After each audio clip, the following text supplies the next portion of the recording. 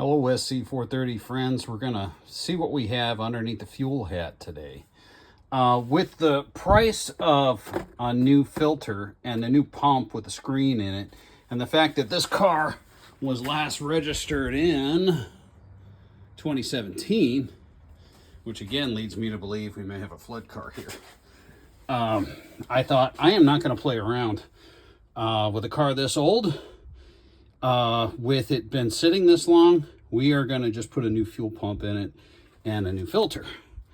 When I got in here and went to pop this off, and you pop it off with pushing in toward the center and then pulling this out, the whole top of this, you can't see it now because it's covered in PB Blaster, but there was mouse poopies all over the place. And the good news is, look at these contact spades. They're clean. Sometimes when mice urine gets into stuff, it's horrible. It just, everything's corroded, everything's stinky, but the contacts are good, so I don't have to worry about that. I pulled out the retaining clip with the PB Blaster. All the 8mm screws came right out. And this is going to be a surprise for me, just like it is for you, because I haven't popped this out yet. When I bought the car, the dealer owner shot some gas into the airbox and she fired right up. That was kind of a prerequisite for me. Get on the outside here. I thought it was a little bit farther on the inside.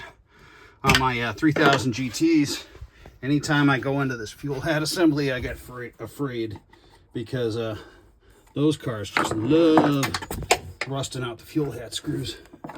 So I think because of my 3000 GT experience, I'm a little scared when I do these.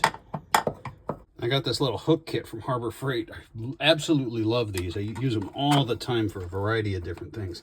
Let's see if it'll work for this. Yes. Got you, big booger. I mean, how wonderful is that little tool? And it's very reasonably priced at Harbor Freight. Man, I'm gonna have to hook it again. Can't quite get it. Here we go. Come to Papa. Oh man, this fuel, it smells like shellac. I think I made a good call. Oh my God. What do we get? Oh man, this stink. This stink bad. Oh yeah, I made a good call. Look at this. Oh, this is bad. This is really bad. And there's a lot of fuel in there. Nope, no, there's not a lot of fuel. Oh, but this is bad. This is really bad. Check this out. So that fuel tank's got to come out. I was hoping maybe I could just suck it out and that'd be it. But next step is that fuel tank's got to come out.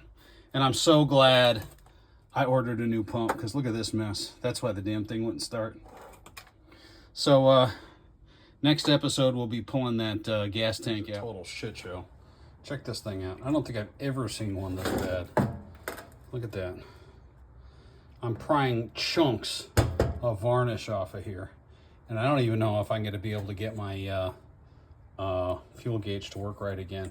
The resistance in here is very high. And I don't know if that floats good anymore. But I'll do my best, see if we can clean it up before I go after sourcing new parts. This is the in-tank filter here, and I've got a replacement. So I'm just going to go in and break these tabs off and get this assembly all apart. And then we'll see what we can do to restore the float assembly. Look at this. That is buck nasty. At least versus the 3000 GTs, the bolts came out. That portion is metal, but most of this is plastic. So I don't have to deal with rot in the assembly the way we have to with the 3000 GTs. So let's see if I can shut the video off and get this thing apart. And that was the worst fuel hat I think I've ever seen. That was really, really gross. I got it cleaned up, and I've got the float assembly working a little bit better. I took the rod out, cleaned it up, and operation appears normal now. So there was one thing that was a little different between the two fuel pumps. The diameter here wasn't quite the same. So I took my step bit and I ground this fitting just a little bit so I could get a good fit here. So we're gonna do a mock-up, see if we can get this all back together. I got my new filter assembly. I'm probably gonna have to cut the bottom piece down that came with the kit because it's a little bit different than the original. Yeah, that I don't think is gonna make it. Let's see. Oh, maybe. Last one. Oh, I missed that component. That would be bad. This was a total mess too. We had to clean that back up. There was a slight mod that had to be done here.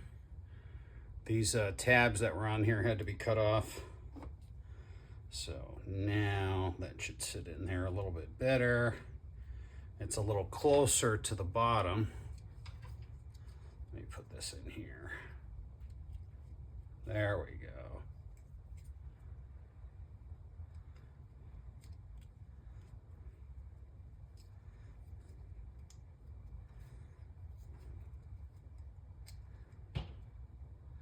I think I should be able to get that in now.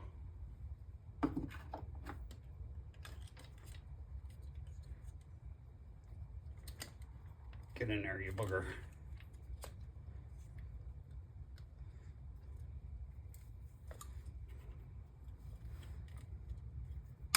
There we go. That's in. The pump's in. Now let's see if we can get this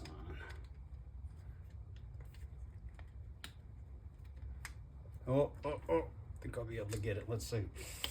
Oh.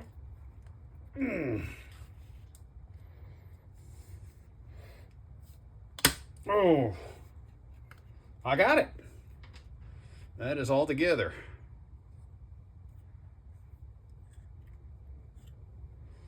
Now we got to plug the pump in. Hopefully the plug is the same. Oh, are we gonna make it? Let's see. Nope, this plug is not the same as the stock Lexus plug, so I'm going to have to use the plug that comes in the kit. The replacement pump has 1/4-inch terminals on it, and the original Lexus plug is not. So let's see what kind of terminals we have here. We got a terminal mismatch here. What I'm going to do is I'm going to cut into this harness and I'm going to solder in this new fitting, and then we should be good. So we'll put this harness on here. Okay, that harness is in. I got nice pigtails here. Now we'll find an appropriate place to cut the harness, and I'll do some shrink wrap connections after I solder these in. Man, what a difference about an hour makes. The wire tie here, I wasn't really happy with the latching integrity when I put the old cap back on to the new filter assembly. So I put a zip tie over it to make sure that we held on to the latches there. I feel much more secure. I don't want that bottom plastic piece to pop out and then the fuel pump to drop in the tank. That would be a bad thing. What a difference from this to this.